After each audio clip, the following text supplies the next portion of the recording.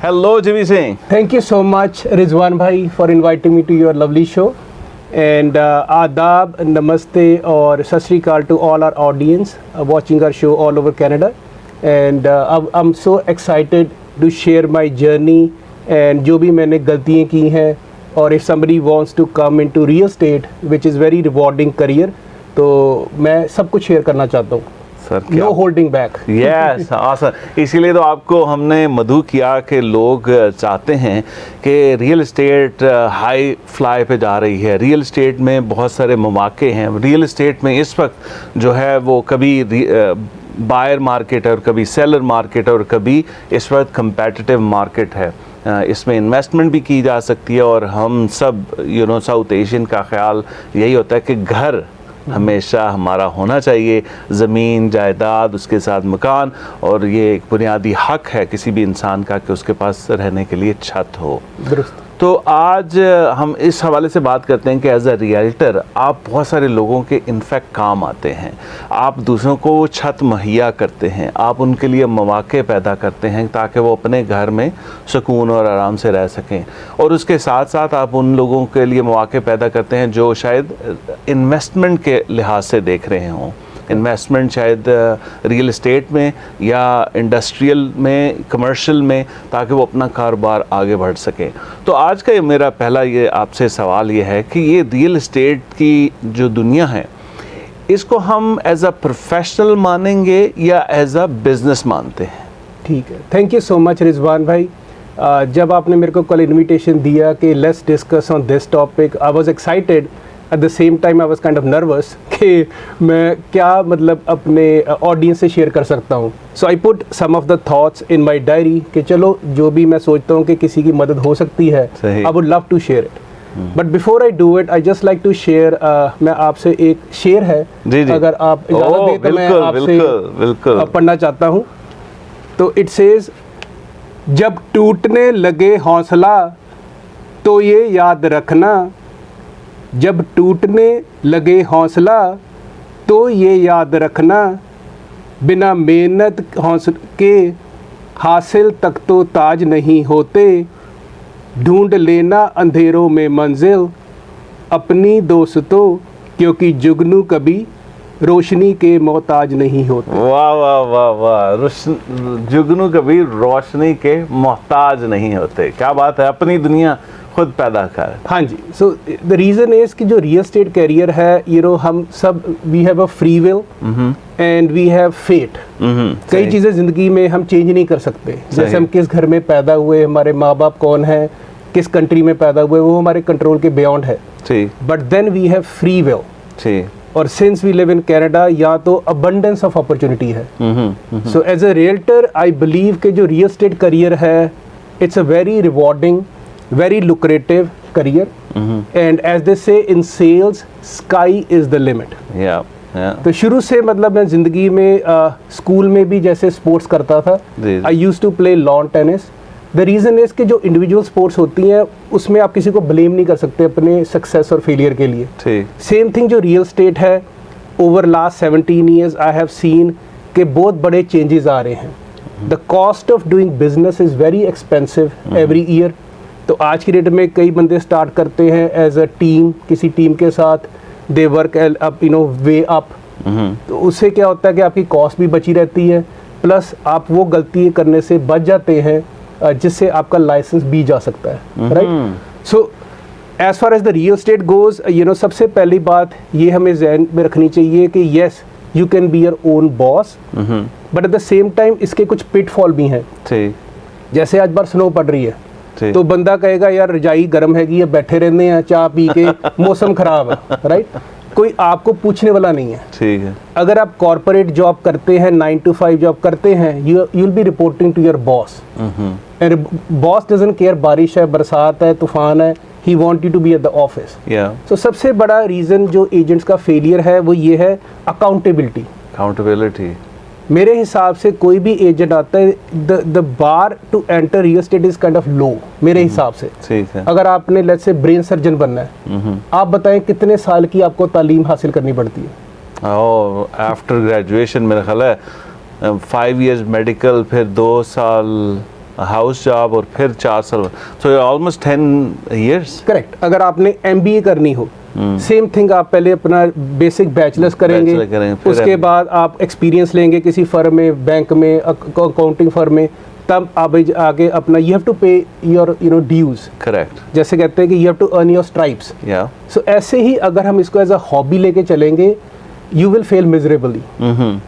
जब मैंने पहला घर बेचना शुरू किया था हैमिल्टन में, $1 लाख का घर आ जाता था डीटैच। ठीक, right, those are very good times. And $10,000 down करके मैंने घर खरीदा। ठीक है नहीं? So that time the commissions were 4%, 5%, but over the years अभी एवरेज घर लंदन की बात भी कर लें, $1 मिलियन से नीचे कुछ भी नहीं है। बिल्कुल, right. So yes, it is very lucrative, you can make money, but don't get me wrong. अगर कोई बंदा जहन में लेके चलता है चलो $1 मिलियन का घर है, 2% कमीशन है तो मेरा 20,000 बन जाएगा, life is not easy. Because in this business आप लोगों की लाइफ की सबसे बड़ी इन्वेस्टमेंट में उनके पार्टनर बन रहे हो, उनके एडवाइज़र बन रहे हो। It's not like we are buying a $5 pizza, और अगर घर में पिज्ज़ा आपको नहीं पसंद आता, आप उठा के उसको गार्बेज में फेंक देते हैं। Right, because there is lot of liabilities, lot of responsibilities. So मैं शेयर करना चाहता हूँ, कोई भी इंसान अगर रियल स्टेट के कैरियर अपना बनाना चाहता है, there has to be certain attributes. For example, मैं मेरे हिसाब से he has to be good problem solver.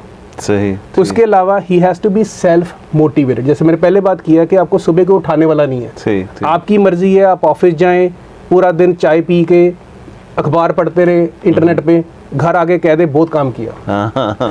Real estate एक ऐसी चीज़ है जो आप क्लाइंट की लाइफ बदल सकते हो। फॉर एग्जाम्पल, पेंडेमिक के दौरान एक कपल था जो इंडिया से इधर इमिग्रेट करके लंदन में मूव किया था। So the husband was IT professional, जो वाइफ व नर्स थी, वो यहाँ अभी लाइसेंसिंग प्रोसेस होती है ओंटारियो की ना, तो they are working to get a nursing licence. तो उसके पास कुछ इंडिया से अपना सेविंग लेके आया था, छोटी बेटी भी थी।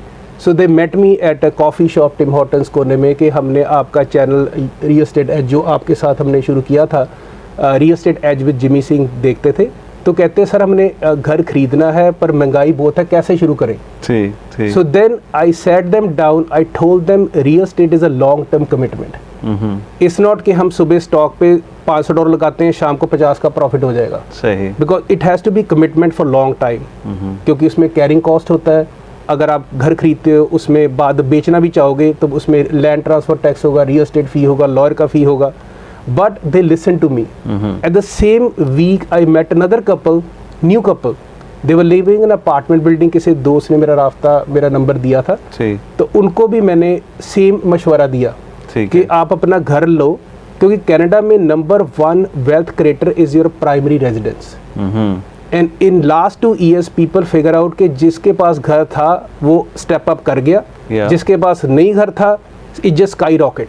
अगर आप वैंकूवर में भी देख लें, टोरंटो में भी देख लें, लंदन में भी देख लें, these markets are driven by equity.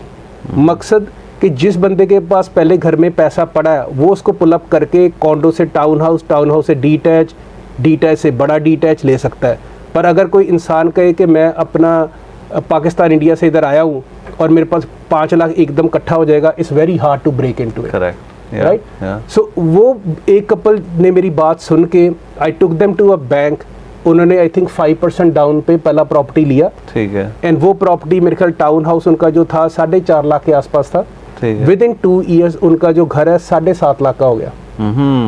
वहाँ से उन्होंने $3.5 लाख निकाल के then they bought a detach house and that's the dream house. They said we are not moving, क्योंकि जो बच्चों को स्कूल चाहिए था स्कूल मिल गया, हस्बैंड का कम्यूट भी बहुत पास हो गया, shopping and everything is good. Right. So उन्होंने वो स्टेप ले लिया।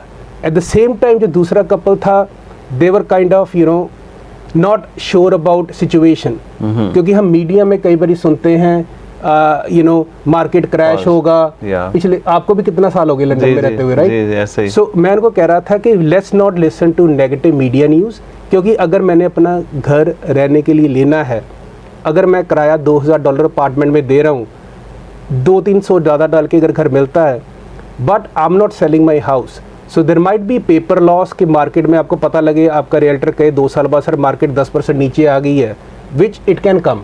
या क्योंकि पिछले 2-3 सालों में मार्केट बहुत हॉट थी. Eventually it has to calm down because it can't go 20, 30, 40% every year. Correct Right? या वो बंदा अपना घर एंजॉय कर रहा है. पिछले हफ्ते I stop by their house, we have a good coffee, good chat. दूसरा बंदा डर गया, कहता मेरे दोस्तों ने और मेरे अंकल अमेरिका में रहते हैं, वो कहते हैं भी अमेरिका 2018 ਚ इदां होया सीगा, तुसी सारे डूब जाओगे, घर ना लो. वो बंदा आज भी अपार्टमेंट में रह रहा है, उसके लैंडलॉर्ड ने रेंट बढ़ा दिया है. Right now he can't even enter the market. जी भी आपने बड़ा ज़बरदस्त बताया कि जैसे एज अ रियल्टर आपने वो कपल को एनविजन दिया कि भाई घर लेते हैं, घर से एक्विटी से वो अपने ड्रीम हाउस में चले जाते हैं. तो क्या आप समझते हैं कि सब रियल्टर इसी पाथ पे सोचते हैं? Sir most of the agents, इसमें हमारे प्रोफेशन में क्या है कि eight the end of the day मैं कुछ स्टैट्स आपसे शेयर करना चाहता हूँ. जी. क्योंकि बहुत सारे लोग जब मार्केट हॉट होती है they want to jump and cash out, के पैसा कोई काम मनी बने. राइट, सही. तो लोग काउंट करते हैं कि मैं सिर्फ एक घर भी महीने में बेचूंगा, 2% कमीशन है मिलियन की, 20,000 बन जाएगी. तो मैं आप कुछ स्टैट शेयर करता हूँ. Stats are from our Toronto real estate board. क्योंकि मैं अपना जो मेरा बोर्ड है मेन होम बोर्ड वो ब्रैम्पटन रियल एस्टेट बोर्ड है. ठीक है. मैं लंदन में रहता हूँ. I have multiple memberships. अच्छा. क्योंकि जो मेरे क्लाइंट हैं they relocate all the time. तो हमारी टीम जो सुपर मैक्स रियल्टी की टीम है, we work in Greater Toronto area. उसके पास हमारे से इलायदा उनका एक्सेस है, मतलब चाहे मिसिसागा में रहते हैं, नायग्रा फॉल, डाउनटाउन टोरंटो में, रिचमंड हिल में, उन सब की प्रॉपर्टीज़ का हम स्टडी कर सकते हैं. ठीक है. हमारे पास Kitchener, Waterloo, Perth County, London, all the way to Windsor, सबका हमारे पास एक्सेस है. ठीक है. तो ये जो स्टैट है सर, ये टोरंटो बोर्ड ने 2020 में शेयर किए थे. ठीक है. About the production of average agent. ठीक है. तो उन्होंने बताया था कि 2020 में 58,094 एजेंट्स जो थे वो रजिस्टर्ड थे हमारे टोरंटो रियल एस्टेट बोर्ड के साथ, जो ओंटारियो का सबसे बड़ा, कनाडा का एक्चुअली सबसे बड़ा रियल एस्टेट बोर्ड है. ठीक है. उनमें से उन्होंने बताया था 20,116 जो एजेंट थे उन्होंने 2020 में 0 ट्रांजैक्शन किया. राइट. अच्छा. पर 58 में से 20,000 ने तो कोई ट्रांजैक्शन किए ही नहीं. ठीक है. 25,750 जो एजेंट थे उन्होंने बिटवीन 1 to 5 ट्रांजैक्शन किया पूरे साल में. ठीक. 6,691 जो एजेंट थे उन्होंने 6 से 10 ट्रांजैक्शन पूरे साल में किया. राइट. सो प्रीटी मच अगर उनको आप ऐड अप करते हैं मोर देन 60%. राइट. 2683 जो क्लाइंट एजेंट थे उन्होंने 11 से 15 ट्रांजैक्शन किया. हाँ, ये सही वाले हैं, यानी तकरीबन महीने में एक हो. हाँ जी. तो वो सही हो. वो 2680. अगर आप टोरंटो सोचे हो भी 2-3 मिलियन पॉपुलेशन है, उसमें इतने 60,000 एजेंट बैठा है, 60,000 एजेंट में से 2600 एजेंट है जो 15 घर बेच रहे हैं. हाँ, सही. Right. Only 163 agents sell between 51 to 84 houses. उनकी भी टीम्स होती हैं सर, उनके नीचे भी 4-5 एजेंट होते हैं जो काम करते हैं. बिकॉज अगर आपके पास एक टाइम पे 6 लिस्टिंग्स हो जाए, it's too much to handle, calls वगैरह आती है. सो हमारा टीम होता है. और सिर्फ 100 एजेंट हैं जिन्होंने 85+ transaction in a given year किया. सो आप फिगर आउट कर लो कि प्रोडक्टिविटी कैसी है. राइट. सो इसमें सर सबसे बड़ी बात जो एजेंट के लिए होती है वो होती है रूटीन. जैसे मैं बात कर रहा था कि अगर हम सोचते हैं हम जॉब माइंडसेट लेके आते हैं, we have to be very critical कि हमारा डेली रूटीन क्या है. तो जब भी आप इसमें आना चाहते हैं, रियल एस्टेट एजेंसी में आना चाहते हैं, you have to have a schedule कि 9 to 5 में मैंने प्रोडक्शन एक्टिविटीज़, अपना बिजनेस क्रिएशन के लिए कितना समय खर्चना है, क्लाइंट फॉलोअप के लिए कितना करना है, और मार्केट रिसर्च के लिए कितना समय खर्चना है. Because market changes every time.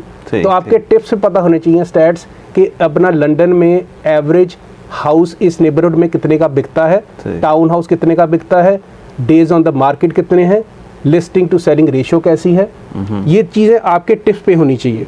और उसके अलावा मैं ये बताना चाहता हूँ आपके साथ कि रियल एस्टेट जो होता है उसमें आपका समय, एफर्ट, टाइम, मनी सब कुछ चाहिए होता है, विद नो गारंटी ऑफ पे बैक. क्योंकि जब आप अपनी ब्रांडिंग करते हैं, यू आर स्पेंडिंग मनी, आप रसाले में डालते हैं, आप रेडियो टीवी में जाते हैं, आप अपना मैगजीन्स में अपनी ऐड देते हैं. तो कभी भी एज अ कपल अगर आप कनाडा में लेट्स से न्यू हैं या आपको 2-4 साल हो गए हैं, if you are married person, make sure एक बंदे की जॉब अगर स्टेबल है, अगर आपकी वाइफ की जॉब स्टेबल है, let her pursue her career. ठीक। एक बंदा रिस्क ले सकता है, but mean time make sure कि आपकी जो लिविंग एक्सपेंस है कम से कम 6 से 8 माह का पैसा आपका साइड पे पड़ा हो, कि आपके जहन में का ट्रांजैक्शन स्ट्रेस ना हो, क्योंकि एवरेज घर की क्लोजिंग में 2-3 महीने लग जाते हैं चेक करने के लिए, राइट। तो आपने अपनी गाड़ी में पेट्रोल भी डलवाना है, बच्चों को स्कूल में भी भेजना, उनकी यूनिफॉर्म भी खरीदनी है, and then you have housing cost, उसके बाद आपका क्या कहते हैं खाना पीना, living cost of living basic, correct. जैसे यू नो जिमी ने एक ब्रेक डाउन दिया जैसे टोरंटो बोर्ड का, उसमें 60,000 के करीब लोग रजिस्टर्ड हैं और उसमें कम भी वाले भी हैं और बड़े वाले भी हैं। इसका मतलब है कि जो 100 बंदे 80 से ज़्यादा घर साल में बेच रहे हैं, वो भी तो हम जैसे बंदे ही हैं ना। Correct correct right, correct. तो वो भी बंदे ही हैं जो जिन्होंने एक भी घर नहीं बेचा। तो बहुत सारे लोग आई एम श्योर आपके इर्द गिर्द ऐसे होंगे जिन्होंने रियल एस्टेट का लाइसेंस लेके रख छोड़ा हुआ है,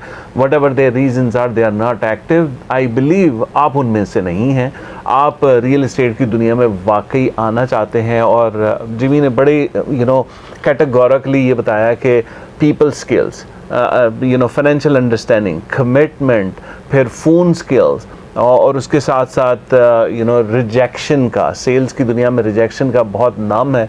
ये ऐसे 4-5 बिहेवियर्स हैं जो आप में ऑलरेडी होने चाहिए।